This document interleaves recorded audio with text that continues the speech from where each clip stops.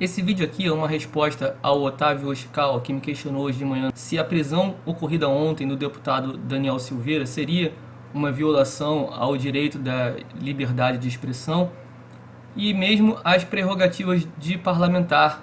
Pois bem, é recorrente nesse tipo de debate que a liberdade de expressão ela encontra limites. Geralmente esses limites estão previstos nos crimes contra a honra, né, previstos no Código Penal. Mas existem outras implicações aí nessa história toda que vão muito além da simples liberdade de expressão, e é isso que eu vou tentar explicar nesse vídeo aqui. Mas primeiro vamos falar sobre os crimes contra a honra. Estão previstos aí no capítulo 5 do Código Penal. O artigo 138 cita a calúnia, né? Caluniar alguém imputando-lhe falsamente fato definido como crime. Pena de detenção de 6 meses a 2 anos e multa. Parágrafo 1º, muito importante aí. Na mesma pena incorre quem, sabendo falsa a imputação, apropala ou divulga. Então, galerinha do WhatsApp, muito cuidado. Também tem o artigo 139, difamação, né? Difamar alguém imputando-lhe fato ofensivo à sua reputação. Detenção de 3 meses a 1 ano e multa. A pena da difamação ela é um pouco menor aí do que a da calúnia, se vocês observarem, porque óbvio, né? Existe uma hierarquia, se presume que caluniar, você imputar a alguém um fato criminoso é uma coisa muito pior, ofende muito mais. Depois tem o artigo 140, injúria, que é definido por injuriar alguém ofendendo-lhe a dignidade ou decoro. A pena é de detenção de 1 a 6 meses ou multa, ou seja, muito menor do que a difamação e menos ainda do que a da calúnia. A pena da injúria só se torna maior no caso do parágrafo 3º, né? Se a injúria consiste na utilização de elementos referentes à raça, cor, etnia, religião, origem ou a condição da pessoa idosa ou portadora de deficiência. Aí nesse caso a pena de reclusão de 1 a 3 anos e multa, ou seja, uma pena bem mais severa. Embora nesses casos, como a pena é menor do que 4 anos, acaba se convertendo em algum tipo de medida alternativa. Não, a pessoa dificilmente acaba ficando presa realmente muito tempo. Só quando às vezes é flagrante e tal, né, como aconteceu com aquele jogador argentino lá que xingou o grafite no Morumbi, foi preso ali na hora e depois acabou solto. É importante ressaltar também o seguinte, quando eu falo, por exemplo, assim, fulano é bandido, fulano é traficante, nesse caso não há calúnia, há injúria, tá? Porque não se está imputando um fato realmente definido. Calúnia seria dizer, ó, fulano levou drogas para outra pessoa no dia tal, hora tal, lá na cidade tal. Isso é calúnia, você imputar um fato bem definido. Quando você só fala, chama seu ladrão, seu assassino, aí não é calúnia, aí é injúria. Só que é uma injúria que, a meu ver, tá, aqui é a opinião minha, é uma injúria um pouco mais grave, porque ela puxa realmente para o lado da calúnia, e isso tem uma consequência maior. É óbvio que o juiz, conforme o caso concreto, ele vai avaliar, olha, uma coisa é você chamar de feio, bobo, cara de mamão, outra coisa é você chamar de traficante, de estuprador, coisa desse nível assim. Então, no crime de injúria, existe uma série de ponderações aí que se pode fazer sobre a gravidade ou mesmo sobre a aplicabilidade ou não desse artigo do Código Penal. Porque, óbvio, né, até certo ponto, e aí nós temos algumas exceções aqui, no artigo 142 está dito que não constituem injúria ou difamação punível. Primeiro, a ofensa irrogada em juízo na discussão da causa. Inciso 2, a opinião desfavorável ou da crítica literária, artística ou científica, salvo quando inequívoca a intenção de injuriar ou difamar. Então, um crítico literário que fala que um filme de outra pessoa é muito ruim, que o cara foi muito burro de fazer aquilo daquela forma e tal, isso também não é injúria. O conceito desfavorável é emitido por funcionário público em apreciação ou informação que preste no cumprimento de dever de ofício. Pois bem, onde é que entra o Daniel Silveira aí nessa história? O Daniel Silveira, assim como vários outros parlamentares e várias outras figuras ilustres aí dentro do bolsonarismo, eles são investigados em 2 inquéritos que são independentes, mas guardam certa relação entre si, que são o inquérito dos atos antidemocráticos e o inquérito das fake news. Esses inquéritos, eles apuram, não é simples crime de injúria, não é um simples, chamou o ministro do STF de bobão. Então, não, vamos prender ele. Não.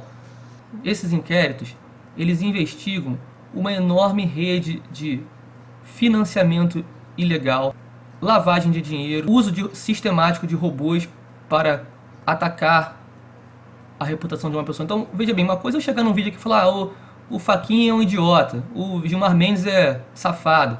Outra coisa é uma pessoa criar uma enorme rede, inclusive utilizando a estrutura da máquina pública, né, porque isso vem de dentro de gabinetes de deputados, utilizar-se da estrutura pública para criar uma enorme rede de compartilhamento de informações falsas, muitas delas imputando crimes a funcionários públicos, a dirigentes, outros deputados, ministros do STF. E o pior, chegou-se ao nível das ameaças. E aí a coisa muda completamente de figura. E aí, quando tem um grupo unido em torno de uma causa criminosa, a gente tem também o crime de associação criminosa. Artigo 288. Associarem-se 3 ou mais pessoas para o fim específico de cometer crimes.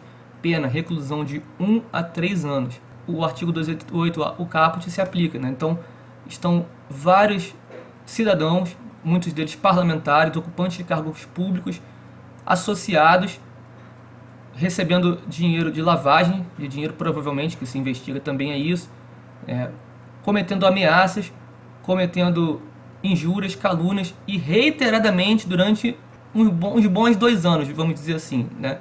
Então a coisa muda completamente de figura. É totalmente diferente de alguma pessoa chegar lá e xingar a Carmen Lúcia ou o Marco Aurélio e outra pessoa chega lá e montar um grande esquema para ofender diariamente, repetidamente, com calúnias, injúrias, ameaças. A coisa muda bastante de figura. Teve até uma dessas apoiadoras desses caras que foi dito que elas teria instigado num desses grupos de WhatsApp outros do grupo vamos descobrir onde é que os ministros moram, vamos perseguir seus filhos, estuprar suas filhas, descobrir até onde os empregados que trabalham na casa deles moram, para ir atrás. Olha o nível de loucura. Então é muito diferente. E no fim das contas, esse pessoal, né, eles chegaram inclusive a atirar fogos na direção do STF, né? Isso é uma atitude bastante beligerante. Imagina alguém mirar fogos na direção da sua casa e no meio de uma manifestação contra você começar a disparar, que seja no seu local de trabalho, que seja. Isso é para deixar qualquer um com medo, com toda razão. E as pessoas falando abertamente em romper com a ordem institucional, em derrubar não o governo federal, mas sim intervir no Congresso, fechar o STF. Então isso escapa muito da simples crítica, do simples direito porque a gente entende tudo bem. Pessoas públicas, elas têm essa coisa da injúria meio que limitada, né? Você chegar e falar que o seu vizinho, Joãozinho, é um babaca, isso é muito diferente de falar que o Bolsonaro, ou o Lula, ou o José Serra, ou o Gilmar Mendes são babacas. Isso é muito... Eles estão numa posição muito superior a nós, né? Então, assim, do ponto de vista político, né? Então, não há realmente uma coisa que você possa dizer que eles estão... que haja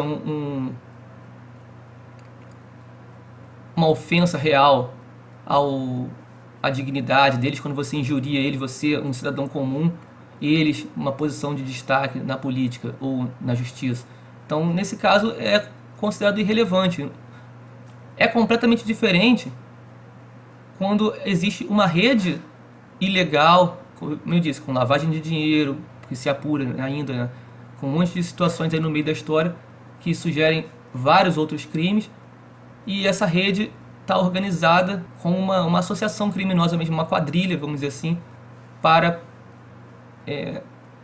difamar e pedir intervenção militar e tentar romper contra a ordem constitucional e fazer apologia, inclusive, a eventuais estupros, né? Incitação ao crime também no meio da história. Então, é bastante diferente a coisa toda. Por isso que eu considero que foi completamente justa, correta, essa prisão aí do Daniel Silveira. Uma coisa que também pode-se falar, né, questionar que a prisão foi feita à noite. Isso aí também me causou bastante estranheza no início, né, porque também a Constituição veda que as prisões, mesmo com ordem judicial, sejam feitas à noite, salvo numa exceção, quando houver flagrante delito. Nesse caso, houve o flagrante porque está sendo feito ao vivo ali pela rede social, então o flagrante ele pode ser estabelecido também. Basta lembrar, imagina, se tem uma pessoa ameaçando matar outra dentro da casa, o policial está passando lá de fora, ele ouve a discussão, a confusão, ele pode entrar na casa, mesmo sem ordem judicial, e efetuar o flagrante. Então, o mesmo raciocínio se aplica aqui. Nesse caso, ainda houve a ordem judicial, mas tendo em vista que houve o flagrante também. E esse é um crime inafiançável. Então, nesse caso, o deputado pode, mesmo tendo a sua prerrogativa de parlamentar, ser preso. E claro, né, agora cabe, também existe previsão constitucional para isso. Eu acho isso uma aberração, mas enfim, está na Constituição, a lei é essa. Dentro de até 24 horas, a Câmara dos Deputados vai ter que se reunir para votar se mantém a prisão do deputado ou não. Mas de qualquer forma, essa está aí a minha opinião, porque eu considero completamente diferente esses casos aí de quaisquer outros que tenham acontecido. E nesse caso eu acho que não se aplica a liberdade de expressão, não, porque não há liberdade de expressão, há o abuso do direito da liberdade de expressão e há diversos outros crimes além dos crimes de opinião. Existe, como eu disse, ameaça, organização criminosa, lavagem de dinheiro, tudo isso está sendo apurado e há bastante materialidade já nesses autos em relação a isso. Então eu achei completamente correta e veio até tarde, tá?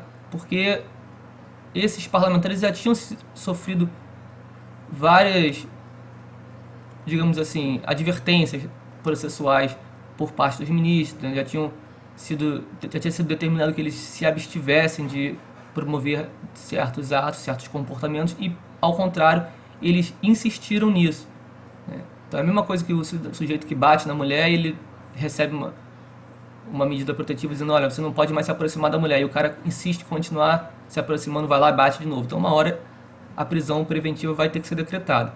E foi o que aconteceu. Então, como eu disse, absolutamente correta, justa, e só peca por ter demorado tanto essa medida aí do ministro Alexandre de Moraes contra o deputado Daniel Silveira. Espero que venham mais prisões, assim que, se esses caras continuarem cometendo crimes, e vão continuar, porque a gente conhece, né, o modus operandi deles, a gente conhece a natureza do escorpião, que é da ferroada mesmo, então eles vão continuar fazendo, e o STF vai ter que continuar mandando prender. Assim como fez com o Oswaldo Eustáquio, com a Sarah Winter, né, tem que fazer com todos eles. Fico por aqui, um abraço, até a próxima.